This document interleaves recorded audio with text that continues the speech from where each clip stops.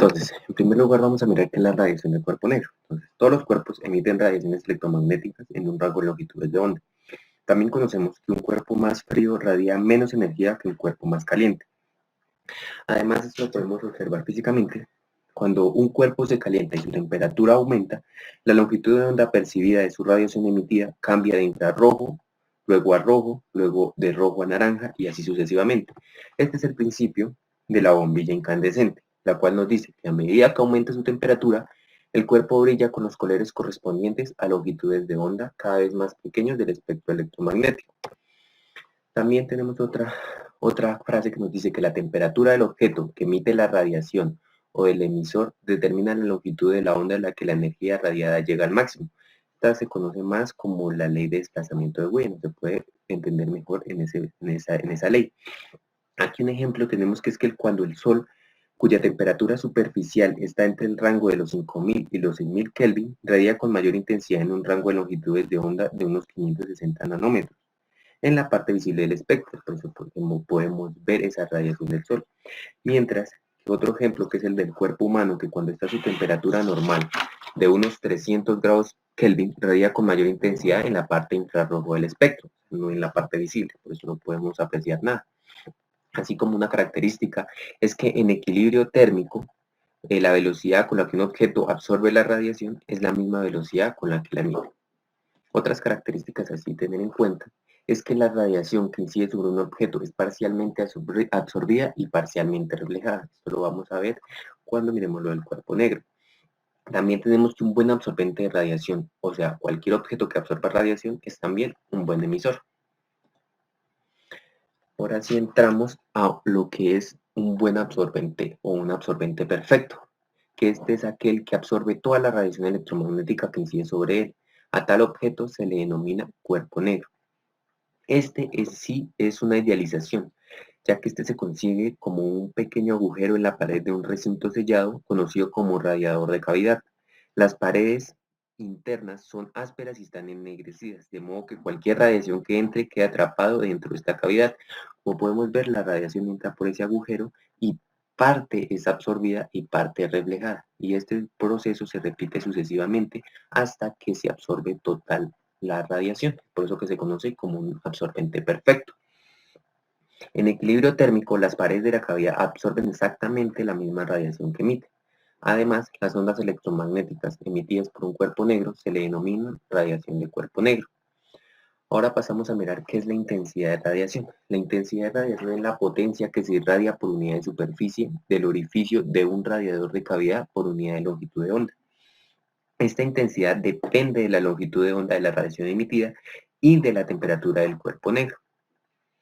También aquí podemos ver que estas curvas son la radiación o la intensidad de radiación del cuerpo negro a diferentes temperaturas. La radiación emitida por los materiales solo sigue aproximadamente la curva de radiación del cuerpo negro, ya que el cuerpo negro es un absorbente perfecto. Pero algunos otros, como los espectros de las estrellas comunes, sí siguen la curva de radiación del cuerpo negro muy de cerca. De esto anterior visto, salen dos importantes leyes que resumen los hallazgos experimentales de la radiación de cuerpo negro. La primera es la ley de desplazamiento de Wien, que nos dice que cuanto más caliente está el cuerpo, más corta es la longitud de onda correspondiente al pico de emisión en la curva de radiación. Aquí tenemos la curva de radiación del cuerpo negro, donde podemos ver que para una temperatura de 2000 Kelvin, el pico está en una longitud de onda superior a una longitud de onda a una temperatura de 5000 Kelvin, por ejemplo, donde la longitud de onda es inferior y se encuentra dentro del espectro visible. Esta ley cuantitativamente nos dice que el lambda máximo por temperatura es igual a 2.898 por 10 a la menos 3 metros por Kelvin. Este 2.98 por 10 a la menos 3 metros por Kelvin se conoce como la constante de Wien, mientras que el lambda máximo es la longitud de onda a la que un cuerpo negro radia con mayor intensidad a una temperatura T. Esta ley nos permite estimar la temperatura de las estrellas lejanas midiendo la longitud de onda de la radiación que emite.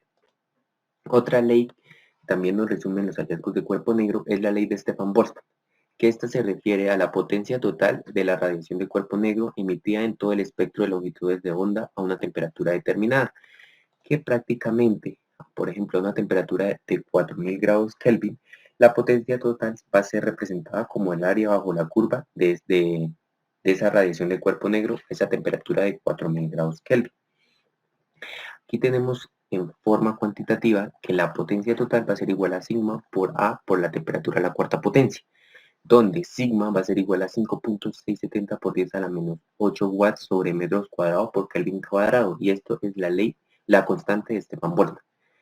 El A va a ser la superficie de un cuerpo negro y T va a ser la temperatura que se va a dar dada en grados Kelvin. Esta ley nos dice que si aumenta la temperatura de un cuerpo negro, aumenta la potencia total emitida. Esta ley también nos permite estimar la cantidad de energía que radia una estrella midiendo a distancia su temperatura. Pasamos a otra ley, que es la ley de Rayleigh-Jeans. Para esta, conocemos que el término de cuerpo negro fue acuñado por Gustav Kirchhoff en 1862, y para ese año la curva de radiación del cuerpo negro se conocía, pero solo experimentalmente, pero no se había encontrado ninguna forma de dar explicación física hasta el año 1900 por Max Planck. Rayleigh y Jeans querían saber cuánta energía transporta una sola longitud de onda o una banda de longitudes de onda, esto para obtener la curva de radiación del cuerpo negro. Ellos partieron de una aproximación clásica, que es tomando la radiación como ondas y diciendo que las ondas electromagnéticas atrapadas en la cavidad están en equilibrio e intercambian continuamente sus energías con las paredes de la cavidad. Esos intercambios pueden ser ya sea de la onda que lo transfiera al material de la pared o que la pared lo transfiera a la onda. Esta aproximación clásica fue la base del modelo desarrollado por Lord Rayleigh y Sir James Jeans, que es un modelo clásico para las curvas de radiación de cuerpo negro. Es darle una explicación física a esas curvas. Sin embargo, pues este modelo no reproducía correctamente los resultados experimentales, ya que, como podemos ver en la imagen, para longitudes cortas, el modelo de Rayleigh-Jeans predecía intensidades de radiación infinitas, pero los resultados experimentales tenían valores finitos de intensidad de radiación en la región ultravioleta del espectro. Esta divergencia entre los resultados de la teoría clásica y los experimentos se denominó la catástrofe ultravioleta, que prácticamente fue un modo de mostrar cómo la física clásica no pudo explicar el mecanismo de la radiación de cuerpo negro. Este problema sería años más tarde solucionado por Max Planck, exactamente en 1900, donde Planck partió utilizando la misma idea, esa aproximación clásica del modelo de Rayleigh-Jeans. Pero la idea innovadora que introdujo Planck en su modelo fue la suposición de que la radiación de la cavidad se origina en las oscilaciones atómicas dentro de las paredes de la cavidad, y que estas oscilaciones solo pueden tener valores discretos de energía. Esto prácticamente nos dice que la radiación atrapada en las paredes de la cavidad pueden intercambiar energía con las paredes solo en cantidades discretas, y estos valores discretos de energía Planck los denominó cuantos. Además, Planck asumió que la energía de un oscilador E sub n solo puede tener valores discretos o cuantizados. Esta sería, pues, la hipótesis de Planck de forma cuantitativa, donde nos dice que la energía de un oscilador va a ser igual a n, que es el número cuántico que puede tomar valores enteros de 1, 2, 3 hasta el infinito, h, que es la constante de Planck, que tiene un valor de 6.626 por 10 a la menos 34 joules por segundo, y f, que es la frecuencia del oscilador de Planck. Así, algunas características de esta hipótesis es que el proceso de absorción envía al oscilador a un estado, a un estado cuántico superior, y el proceso de emisión a un estado cuántico inferior. También conocemos que la menor cantidad de energía que se puede intercambiar es HF, que sería cuando el número cuántico es igual a 1. Pero como sabemos que ese número cuántico puede ir hasta el infinito, no existe un límite superior. Pero si el paquete de energía interno no es un múltiplo entero de HF, no se absorbe ni se emite energía en la pared del cuerpo negro. Siempre tiene que ser un número entero, un múltiplo entero de H y F. A esto pasamos a la hipótesis cuántica de Planck, que se resume en esta ecuación, donde, conociendo la relación de frecuencia, que es velocidad de la luz igual a frecuencia por lambda, podemos dejar esa de forma equivalente la intensidad de radiación en términos de la longitud de onda, donde podemos ver que en esta ecuación sale un término nuevo, que es kb, y esta kb se conoce como la constante de Boltzmann. que tiene un valor de 1,380 por 10 a la menos 23 julios sobre Kelvin. Esta fórmula se denominó la ley de radiación de cuerpo negro de Planck. Esta coincide perfectamente con la curva experimental de radiación de cuerpo negro, como se puede ver en la imagen. A partir de esta fórmula se pueden obtener la ley de Wien y la ley de Stefan. Para la ley de Wien se utiliza el cálculo diferencial para encontrar el máximo de la curva de intensidad de radiación, y para la ley de Stefan, si usamos el cálculo integral para hallar la potencia total radiada por un cuerpo negro a una temperatura en todo el espectro de longitudes de onda. Así como un dato curioso. Muy bien, a continuación mostraremos el ejercicio de aplicación para radiación de cuerpo negro, donde tenemos el siguiente enunciado. El enunciado nos dice que al realizar una experiencia para estudiar el espectro de emisión térmica de un cuerpo negro, encontramos que el máximo de emisión coincide con la longitud de onda de 600 nanómetros. Esto es el color naranja. Para esto nos pide calcular la temperatura del cuerpo negro en esta experiencia y la intensidad de la radiación emitida. Para el primer punto tenemos que aplicar la ley de desplazamiento de Wien. Esta ley especifica que hay una relación inversa entre la longitud de onda en la que se produce el pico de emisión de un cuerpo negro y su temperatura. Para esto aplicamos la fórmula que está acá escrita, donde dice que lambda max es igual a 2,898 por 10 a la menos 3 metros por grados Kelvin sobre la temperatura. Continuamos y despejamos la temperatura, que es la que queremos hallar, donde nos da que la temperatura para esta experiencia es de 4.830 grados Kelvin.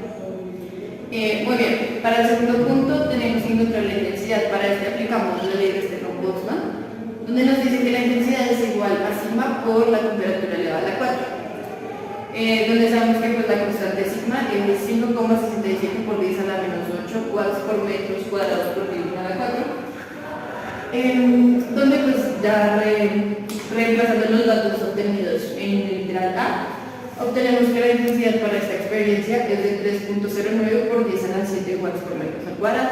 Muy bien, para el segundo ejercicio tenemos que un fotón de luz tiene una frecuencia de 4.3 por 10 a la 14 Hz. Para este nos piden calcular la energía y la longitud de onda teniendo en cuenta la hipótesis de Planck. Para esta tenemos que la energía es igual a la constante de Planck por la frecuencia. Sabemos que la constante de Planck es 6.63 por 10 a la menos 34 joules por segundo. Reemplazando los datos en la ecuación, obtenemos que la energía para este ejercicio es de 2.85 por 10 a la menos 19 joules. Muy bien, para calcular la longitud de onda tenemos que la frecuencia es igual a la velocidad de la luz sobre lambda, donde despejando lambda tenemos que esta es igual a la velocidad de la luz sobre la frecuencia.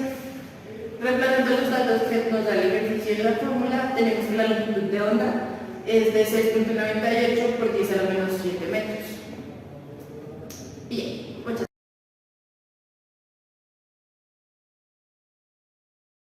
Para esta parte y pues teniendo claro los conceptos que envuelven el tema de la radiación de cuerpo negro, pues junto con la contribución descrita por la hipótesis de Planck para el análisis y la comprensión de la radiación térmica, pues vengo a exponer algunas aplicaciones que tiene pues en especial la radiación térmica en temas y campos pues más, por decirlo así, cotidianos.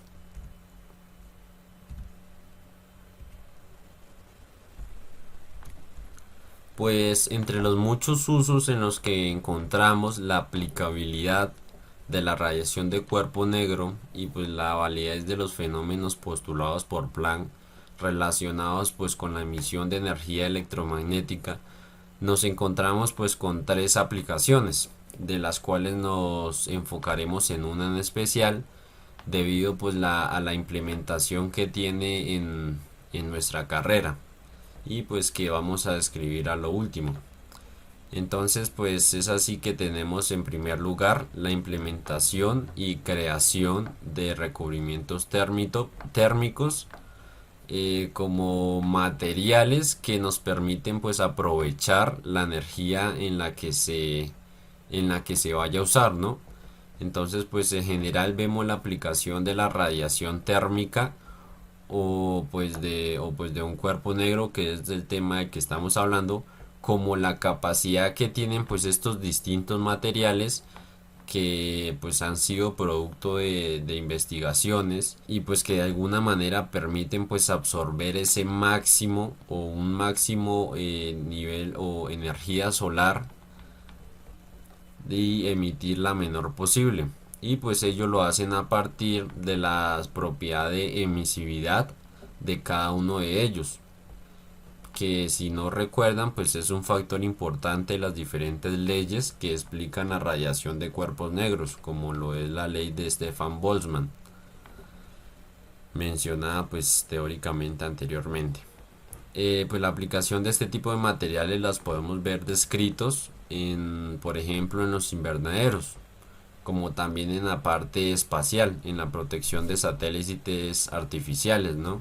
Que funcionan pues como de forma opuesta, con el fin de que pues estos sistemas requieren de un sistema pues de refrigeración que pues va a cambiar, teniendo en cuenta pues las dificultades que se encuentran en su entorno, ¿no? Porque pues es diferente las características en el espacio que en la Tierra. Entonces pues se utilizan estos materiales con el fin de que por medio de la radiación sea la, la energía emitida pues en el interior de dicho sistema sea emitida por estos tipos de materiales de forma eficaz. Es por eso pues que se busca el materiales con características de emisividad o con un coeficiente de emisividad alto, aprovechándolo así pues de manera óptima en este tipo de aplicaciones. Y pues ya otra aplicación respecto a un aspecto militar, enfocándonos en las tecnologías, por ejemplo, que utilizan los aviones furtivos pues para camuflarse ante los detectores de radiación térmica que tienen los misiles, por ejemplo, antiaéreos, que pues me pareció interesante, pues que de alguna manera funcionan o tienen el mismo principio de la aplicación anterior en cuanto a la implementación de materiales pues con una emisividad pues específica, pero pues para este caso lo que se hace es como, a partir de esa propiedad de emisividad, se requiere o se necesita pues conseguir como una mala emisión de energía en la región espectral correspondiente pues al máximo nivel de energía que es capaz de pues de emitir el avión. Esto con el fin de que pues de que los que pues los sensores, por decirlo así, que tienen pues los misiles antiaéreos no detecten pues la radiación térmica que pueden llegar a generar estos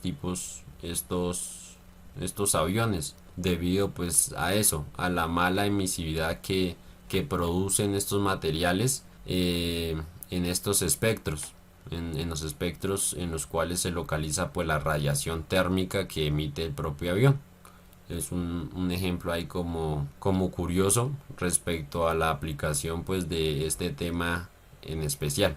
Y pues ya pasándonos al último, a la última aplicación, tenemos pues la implementación de paneles solares como un método de transformación y almacenamiento de energía.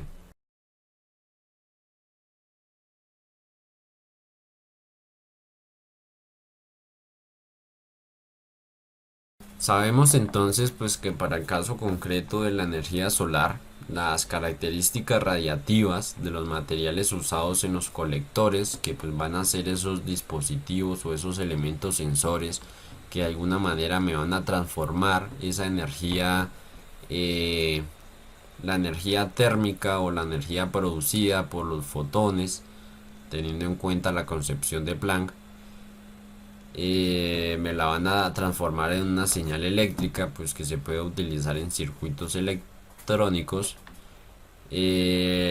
Su composición pues va a venir definida o va a tener una relación directa con el rendimiento pues de los paneles solares. Entonces, pues teniendo en clara la premisa de que los colectores o esos sensores que deben absorber pues la máxima energía del sol, nos interesa pues estudiar su absortividad y su emisividad, teniendo en cuenta que sus valores o sus magnitudes deben ser máximas, pues en la región del espectro electromagnético producido pues por el sol, ¿no? Entonces, pues esto quiere decir que para las longitudes de ondas en las que se encuentra pues la radiación térmica producida por el sol, nuestro material pues sea capaz de absorber la mayor cantidad de energía. Y pues esto lo podemos relacionar con el comportamiento de un cuerpo negro, ¿no? Es así, pues que teniendo en cuenta las propiedades radiativas de los colectores, podemos pasar a explicar el funcionamiento de dichos dispositivos, que van a verse involucrados directamente pues con la aplicación de la hipótesis de Planck, con la concepción de que los fotones pues son paquetes de energía electromagnética, ¿no?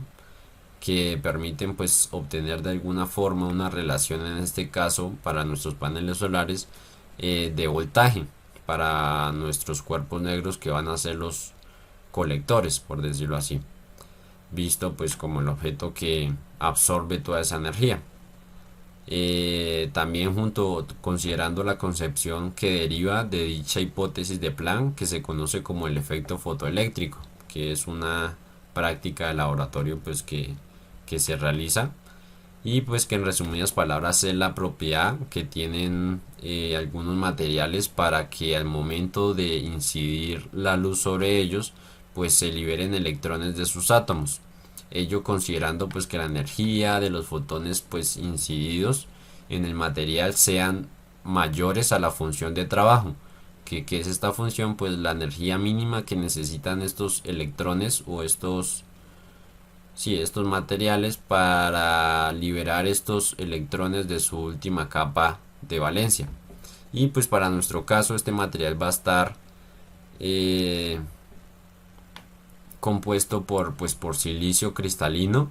Dicho pues va a ser un semiconductor que va a estar va a tener un dopaje de tipo N en la parte pues en la cual va a hacer contacto directo pues con la radiación del sol, y pues habrá una parte después que tendrá un dopado tipo P, de tal forma pues que al producirse ese efecto fotoeléctrico va a generar pues que los electrones desprendidos del material tipo P pasen a completar los huecos del material que los electrones del material tipo N pasen a completar los huecos del material tipo P, creando así pues una diferencia de potencial entre los dos materiales, conocido también como efecto fotovoltaico. Y pues esta diferencia de potencial puede ser aprovechado en la conexión de un circuito eléctrico exterior.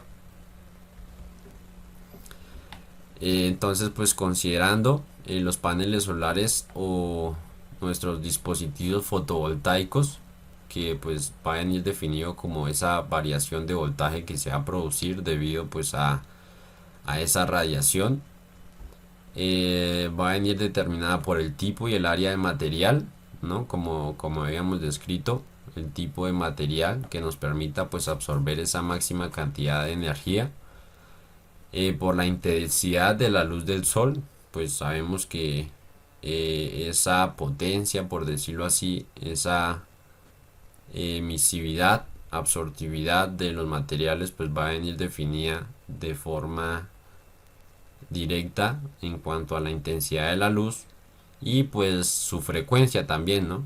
Va a venir determinado con respecto a estos tres factores. La estructura cristalina.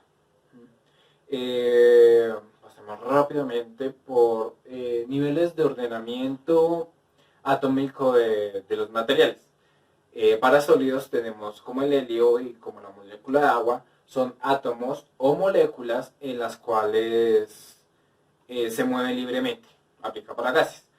Y tenemos también un ordenamiento para sólidos, de ordenamiento, valga la redundancia, un ordenamiento particular. Con esta cadena podemos representar, no sé, algún tipo de plástico o algún tipo de polímero. Y llegamos a este tipo de ordenamiento, que es un ordenamiento regular de átomos, a lo cual se le conoce también como una red de átomos de manera ordenada. ¿Sí? Entonces, esta figura va a ser la base para nuestro estudio de estructura cristalina, que llega a nuestra definición. Es la forma sólida de cómo se ordenan y empaquetan los átomos, moléculas o iones de manera ordenada y con patrones de repetición que se extienden en las 3 dimensiones del espacio. Esta orden de repetición es de un angstrom, que es 10 a la menos 10 metros. En las 3 dimensiones, y a todos estos se le conoce como una red cristalina. ¿Sí? Existen estructuras cristalinas para materiales, para componentes inorgánicos, en los que para los inorgánicos los elementos que se repiten son átomos o iones entrelazados entre sí, de manera que generalmente no se distinguen las unidades aisladas. Estos enlaces proporcionan la dureza y la estabilidad del material. También tenemos estructuras cristalinas en componentes orgánicos. En estas sí se distinguen las unidades moleculares aisladas, caracterizadas por uniones moleculares muy débiles, uniones atómicas muy débiles dentro del cristal. De un cristal, estos materiales son más blandos y son inestables que los inorgánicos. Tenemos aquí nuevamente nuestra imagen de red cristalina, y pues dado que tiene un patrón de repetición en sus 3 dimensiones, nosotros podemos aislar y coger una sola parte, porque es como, no sé, como un rompecabezas que simplemente se va a extender y va a tener un patrón definido. Solo cogemos una parte para hacer el estudio. Y a esto lo denominamos celda unitaria. Esta es una celda unitaria. ¿Sí? Las celdas unitarias nosotros las elegimos porque es por la razón de que la celda unitaria va a definirnos como la mínima expresión, y si estudiamos esta parte vamos a saber cómo se comporta en todas sus dimensiones, dado que si vamos a hacer una aplicación de celda unitaria en absolutamente todos los compuestos va a ser muy complicado, ¿sí? Entonces, pues, para facilitarnos las cosas, cogemos una parte, la aislamos, y dado que se repite, nosotros, según las propiedades que podemos obtener de esta celda unitaria, podemos saber las propiedades de la estructura cristalina, ¿sí? Entonces, partes de la celda unitaria. Los puntos que podemos ver acá se denominan puntos de red. Ahí van a estar los átomos de nuestro material. Para esta unitaria para esto van a existir constantes o parámetros de red que van a identificar los sistemas cristalinos, ¿sí? Que son la longitud de los ejes, o sea, que son estos de acá, y los ángulos entre los ejes cristalográficos, que digamos que tenemos un ángulo alfa, y estos serían los ejes cristalográficos de centro de átomo hasta centro de átomo. Estas van a ser nuestras bases. Entonces existe esta, digamos, si tenemos acá que este vale A, este vale A y este vale A, vamos a obtener un sistema cúbico simple, que es como el que se representa como el de todos los que se van a... Es como un ejemplo muy sencillo de un sistema de red cristalina. Sin embargo, nosotros tenemos muchos más tipos de estructuras cristalográficas que nosotros las denominamos redes de Bravais. Por este señor tenemos las redes de Bravais, ¿sí? Existen 14 tipos de redes cristalinas, de redes unitarias, que agrupamos en 7 estructuras cristalinas, ¿sí? Primero tenemos los sistemas cúbicos. Para debemos tener en cuenta lo siguiente. Estos ejes van a ser siempre iguales en este tipo de sistemas. Los ejes, o sea, digamos, los ejes para este caso van a ser iguales a, es igual a, ¿cierto? Y su ángulo alfa, digamos su ángulo alfa, para todo lado va a ser igual a 90 grados. Todos iguales a 90 grados. Y existen tres tipos de cristalografías dentro de este sistema, que es la cúbica simple, que es la que tenemos acá, donde solo tenemos un átomo en cada punto de red, ¿sí? Luego tenemos los cúbicos centrados en las caras, que son estos de acá, los cuales, como su nombre lo indica, vamos a tener, aparte de los átomos en los puntos de red, vamos a tener un átomo en el centro de cada cara, como lo podemos ver en la imagen. Y tenemos el cúbico centrado en el cuerpo, el cual, de igual manera que una cúbica simple, de un sistema cúbico simple, vamos a obtener en los puntos de red, vamos a tener un átomo, pero en este caso los puntos ya no va a haber puntos en las caras, sino va a haber un punto en el centro del cubo, y pues todos van a fluir como se ve aquí en la figura. En el siguiente son los sistemas hexagonales, donde vamos a identificar prismas hexagonales donde las bases van a estar conformadas por hexágonos.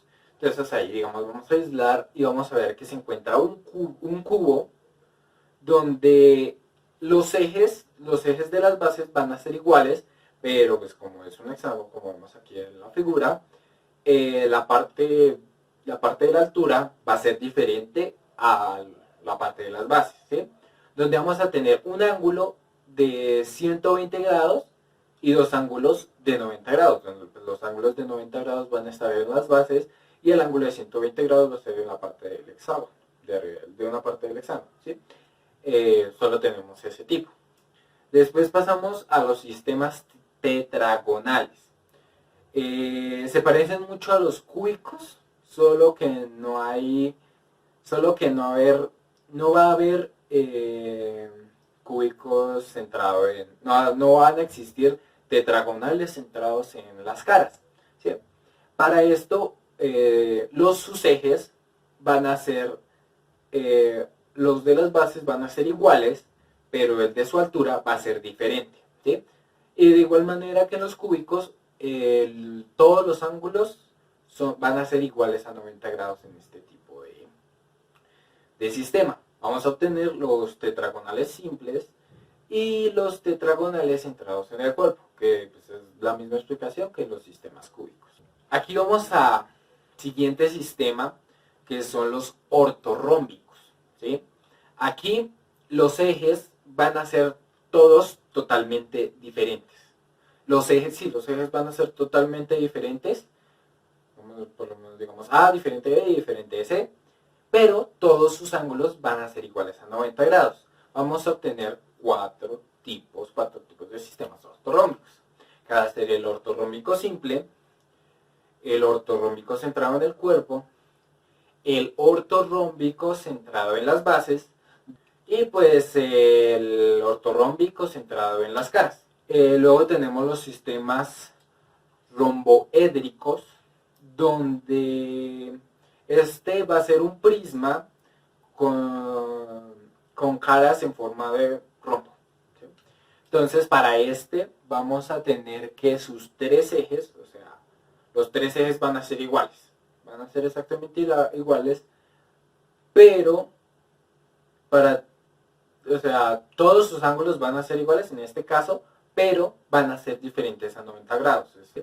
Luego tenemos los sistemas monoclínicos, donde vamos a obtener que estos sistemas, que este sistema va a tener ejes diferentes, ¿sí? O sea, los laditos de abajo y de altura van a ser totalmente diferentes, y sus ángulos, dos van a ser de 90 grados y uno va a ser diferente de 90 grados. Entonces tenemos otra forma, y digamos una principal diferencia entre los tetragonales es que los ángulos son diferentes, y no son de 90 grados, ¿sí? ¿Sí? Y bueno, tenemos pues el monoclínico simple, ¿sí? Y también vamos a obtener el centrado en las bases, centrado en las bases, en la regla de abajo, entonces en la figura. Y por último, tenemos el sistema triclínico, donde es como más rarito, dice, podemos ver acá, donde todos sus ángulos y todos sus lados son totalmente diferentes entre sí, pero también son diferentes a 90 grados, o sea, todos sus ángulos, de lo que explicamos anteriormente, todos sus ángulos van a ser diferentes y a su vez van a ser diferentes a 90 grados. Y este sería como la parte final de esta pequeña explicación rápida de una estructura cristalina. Entonces, para que ya han entendido, pues ahorita pasamos al ejercicio. Hola, acompáñame a realizar un ejercicio de estructura cristalina. El enunciado dice así: el hierro a temperatura ambiente presenta una estructura cristalina cúbica centrada en el cuerpo BCC con un parámetro de red A igual a 2.87 avogadros. Sabiendo que su peso molecular es 55.847 gramos por mol, vamos a determinar la masa del átomo de hierro. Entonces, para esto, teniendo en cuenta que el peso molecular en sus unidades son gramos por mol, entonces ya sabemos que una mol va a pesar 55.847 gramos. Ahora, teniendo en cuenta que el número de Avogadro dice que una mol son igual a 6.023 por 10 a la 23 átomos. Entonces ya con estos datos multiplicamos 55.847 gramos por mol de hierro por una mol sobre 6.023 por 10 a la 23 átomos, lo cual nos va a dar el peso atómico, que van a ser 9.27 por 10 a la menos 23 gramos por átomo. Para un inciso B vamos a determinar la densidad del hierro. Entonces la densidad va a ser la masa sobre el volumen. Y en una estructura BCC vamos a tener la contribución de 1/8 de cada uno de los átomos de las esquinas, más un átomo completo, que va a ser el átomo del centro. Lo que nos va a dar que esta estructura tendremos 8 átomos de las esquinas que valen un 1/8 y el átomo del centro. Y esto nos va a dar que tenemos 2 átomos de una estructura BCC cúbica centrada en el cuerpo. Ahora sí, sustituimos estos datos en la fórmula de densidad y vamos a tener densidad igual a la masa de 2 átomos sobre el volumen de la celda unitaria. La masa de 2 átomos, bueno, ya habíamos hallado en el inciso A la densidad de un átomo. Entonces, con el valor de la densidad de un átomo, que son 9.27 por 10 a la menos 23 gramos por átomo de hierro, por los 2 átomos. Y bueno, vamos a convertir este resultado a kilogramos, entonces también lo multiplicamos por un factor de 1 kilogramo sobre 1000 gramos. Todo esto va a estar dividido por el volumen de la celda unitaria, pero el volumen de la celda unitaria va a ser el volumen de toda la vida, que es lado por lado por lado, o sea, lado al cubo. Pero el lado va a estar relacionado directamente con el parámetro A que nos dan en el enunciado.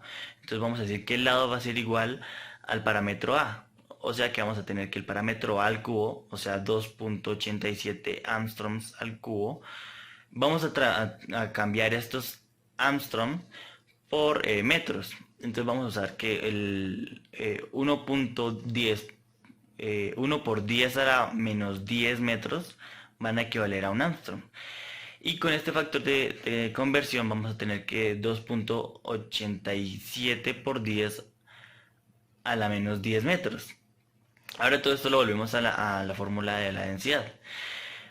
Y tenemos que son 9.27 por 10 a la menos 23 gramos por átomo por 2 átomos por 1 kilogramo sobre 1000 gramos, todo esto dividido por 2.87 por 10 a la menos 10. Todo eso elevado al cubo nos va a dar la densidad, que la densidad va a ser igual a 7. Ahora vamos a tener que la densidad del hierro va a ser igual a 7843 kilogramos por metro cúbico. Ahora vamos a pasar a la aplicación de la estructura cristalina en la... Saludos y salutaciones. Ahora, ya que hemos visto la parte teórica de lo que vendrían a ser las estructuras cristalinas, vamos a ver la parte de la aplicación que pueden conllevar en nuestros campos de estudio, como lo puede ser la ingeniería. Cabe aclarar que gracias a las estructuras cristalinas se ha derivado un campo de estudio que es la cristalografía, que nos ha ayudado con técnicas de cristalización, entre otras cosas, y eso nos ha ayudado a tener mayor implementación de estas estructuras en nuestra vida cotidiana. Ahora, el impacto que han tenido estas nuevas tecnologías han llegado tanto hasta la biología molecular como la bioquímica, la informática, la tecnología, etcétera en general. Un ejemplo de esto es en el uso de paneles fotovoltaicos, ya que estos paneles fotovoltaicos constan de un cristal de sílice que, al ser estimulado por un fotón, es capaz de desprender un electrón gracias al efecto fotovoltaico, y de esa forma, al involucrarlo en un circuito cerrado, pues poder contribuir a un paso de energía, de electricidad. Y la fabricación de este tipo de paneles fotovoltaicos requieren un bajo coste de producción y que además sean planos, ya que estén bien estructurados. Otra aplicación también muy importante que han tenido las estructuras cristalinas en nuestro día a día es la fabricación de cristales líquidos, que estos son cristales que contienen un fluido interior que se compone de moléculas alargadas que tienen la capacidad de ordenarse, tal como lo haría un cristal, en base a una corriente eléctrica que les pueda llegar, y gracias a eso, determinando la corriente eléctrica que le pueda llegar, se pueden reorganizar de modo que varíe tanto su color, su opacidad, entre otras cosas, dando como resultado las pantallas que nosotros usamos actualmente, como lo pueden ser las de un monitor, las de un celular, incluso las pantallas LCDs o los displays que utilizan algunas calculadoras o relojes. Y también otro impacto bastante importante que ha tenido la cristalografía en nuestra actualidad es la fabricación de chips, ya que un chip consta de diferentes capas de material crecidos durante el proceso de fabricación, como lo pueden ser los óxidos o los semiconductores cristalinos. A estos semiconductores cristalinos, al recibir cualquier tipo de impulso, pueden o no trasladar ese impulso a otro material que sea conductor. De este modo, las técnicas de cristalización nos han ayudado a que nosotros podamos hacer microchips de un tamaño más reducido y a un costo todavía más bajo. Entonces, hay aquí algo de las aplicaciones que podemos tener con estas estructuras cristalinas. Y la que considero más importante es la reducción de tamaño, tanto para microcontroladores, con puertas, microchips, etc.